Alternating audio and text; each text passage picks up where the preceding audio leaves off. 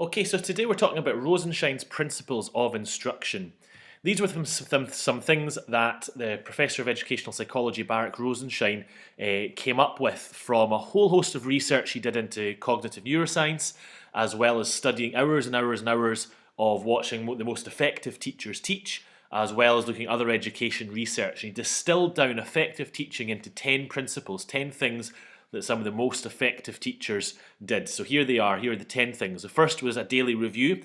That is that before new material was introduced, there was always a review of previous material, often using quizzes or some sort of retrieval practice to activate that prior learning. New material was presented in small steps. This is, of course, across a series of lessons, but as well within lessons. If a new skill was being modelled, if a new strategy was being modelled, then it was done in small steps with practice or questioning between those steps to reinforce it before moving on. Another thing he found was that effective teachers asked a lot more questions than less effective teachers, and they also tended to interrogate the answers to those questions better.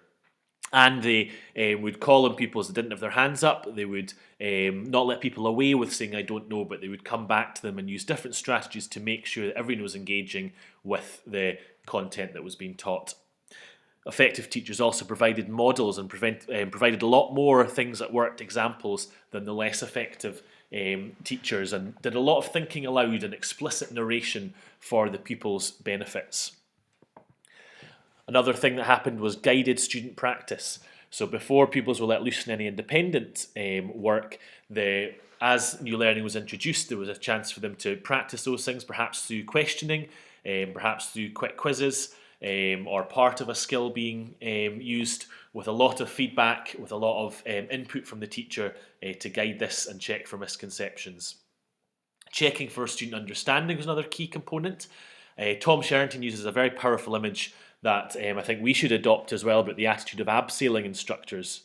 He said if you've got a group about to abseil off a cliff, you're not just going to ask everyone if they understand and take a few nods as confirmation, or just because a couple people know what they're doing, you're not going to assume everyone does. Instead, you make sure that everyone can do exactly what they have to do, and you give plenty of practice of any hazy steps. And anyone that can't do it, you keep to the side and you keep on working with them until you're confident of their competence. And it's something that we do automatically if there's life and death matters, but actually if we want to do effective learning across different subjects, then it's a mindset we have to adopt. There was a high success rate obtained during questioning and during student practice before moving on, about 80% plus before effective teachers moved on. And if they weren't getting that sort of success rate, they went back and retaught. Scaffolds were also provided for the more difficult tasks, was something that effective teachers did well. And then independent practice was given too.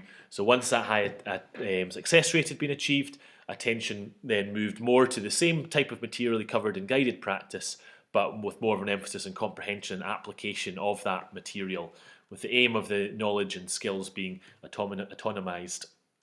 And finally, there was weekly and monthly reviews too, which I'm actually going to make a separate video on the trademarks of effective reviewing.